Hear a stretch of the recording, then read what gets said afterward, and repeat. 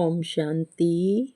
मीठे बाबा, प्यारे बाबा, आज आपने मुझे निमित्त का बहुत ही सुंदर तरीके से यथार्थ अर्थ समझाया कि बच्चे, तुम निमित्त मेरे हो, मेरे निमित्त हो, ना कि जिनकी सेवा कर रहे हो उनके निमित्त हो। जैसे बाबा आपने कितना क्लियर एग्जाम्पल दिया, जैसे बैंक में कोई कर्मचारी है, काउंटर पर बैठा है और एक दिन में 100 कस्टमर अटेंड करता है, तो वो निमित्त किसका बना हुआ है? बैंक के डिपार्टमेंट का निमित्त है, उन कस्टमर्स का निमित्त नहीं है। कस्टमर्स तो उससे जो जो काम करवाना चाह रहे हैं करवा रहे हैं। कोई कस्टमर प्यार से बोल रहा है बाऊजी बाऊजी, कोई भाई साहब, कोई आदरणीय, तो कोई उनको थोड़ा रोब से बोल रहे हैं कि जल्दी काम करो, इतनी देर लगाते हो, मेरा नंबर क्यों नहीं लगा रहे हो।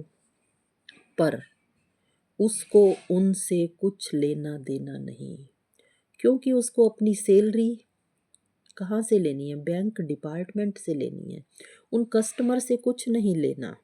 इसीलिए वह अपना चुपचाप काम करे जा रहा है, आलतू फालतू किसी की तरफ ध्यान नहीं देता।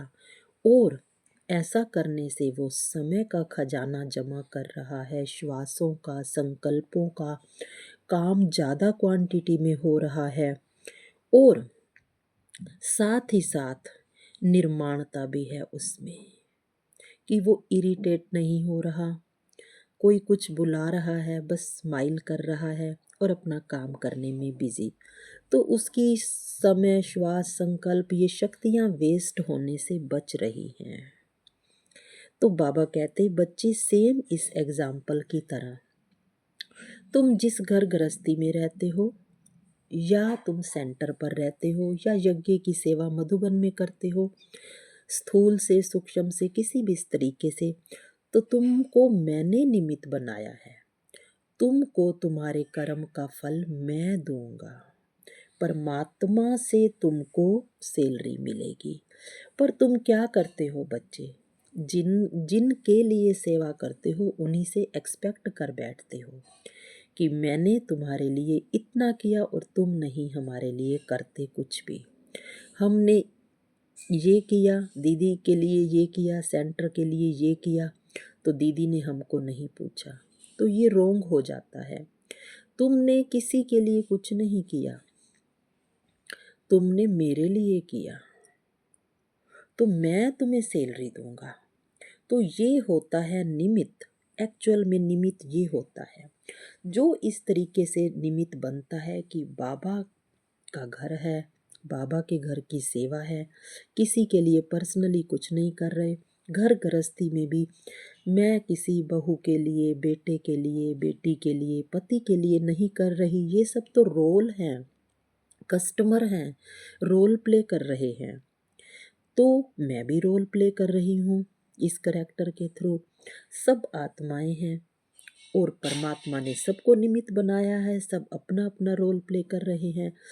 कोई रोल में धन कमा कर ला रहा है, कोई रोल में खर्च कर रहा है, कोई रोल में घर की सेवा कर रहा है। हो सकता है किसी घर में कोई रोल में अपाहिज बनकर बेड पर ही लेटा रहे और उस पर खर्चा ही खर्चा होता रहे और काम वो कोई भी ना करता हो, तो भी उसको भी कॉम्प्लेक्स में नहीं आना। क्यों? क्योंकि वो भी तो रोल ही प्ले कर रहा है अपाहिज होने का। एक्चुअल में तो वो भी निमित्त है इस रोल को प्ले करने में। किसी पर अपने आप को भारी मत समझे, बोझ मत समझे, क्योंकि वो तो शिव बाबा के बने हुए ड्रामा में रोल प्ले कर रहा है। तो सभी अपना अपना रोल प्ले कर रहे हैं। इस बात को अच्छे से समझेंगे तो हमारे अंदर निमित्त का सही भाव आएगा। जितना निमित्त का सही भाव आएगा उतनी निर्माणता भी हमारे अंदर आएगी, क्योंकि फिर किसी से कोई शिकायत नहीं रहेगी, किसी से कोई एक्सपेक्टेशंस नहीं रहेगी। एक इच्छा, अगर मान लो किसी कर्मचारी को कोई दिक्कत होती है, कोई शिकायत होती है, तो वो अपने कस्टमर से थोड़ी करते हैं बात, वो अपने बैंक डिपार्टमेंट वालों से करते हैं, मैनेजर से करते हैं। हमें भी हमारे रोल में कोई दिक्कत आ रही है तो हमें उसकी बात शिव बाबा से करनी है, क्योंकि उसी ने हमें इस सेवा पर नियुक्त किया है। उसी से ही हमको अपनी एप्लीकेशन भेजनी है, बात करनी है, रूह रिहान करनी है। रोल, एक दूसरे के रोल को कुछ नहीं कहना, क्योंकि वो तो खुद ही रोल कर रहे हैं, उसी परमात्मा के अंडर हैं। चाहे वो अंडर में ना होने का रोल प्ले कर रहे हों, देह भान के नशे में कर रहे हों, पर उनको वही रोल मिला है। चाहे कोई ईगो वाला कर रहा हो, उनको वही रोल मिला है। तो इसीलिए सब कुछ बाबा को ही कहना है, क्योंकि बाबा ने ही निमित्त बनाया है और मैं बाबा के कार्य की ही निमित्त हूँ। मैं रोल नहीं, सोल हूँ। ओम शांति जी। शुक्रिया मेरे बाबा।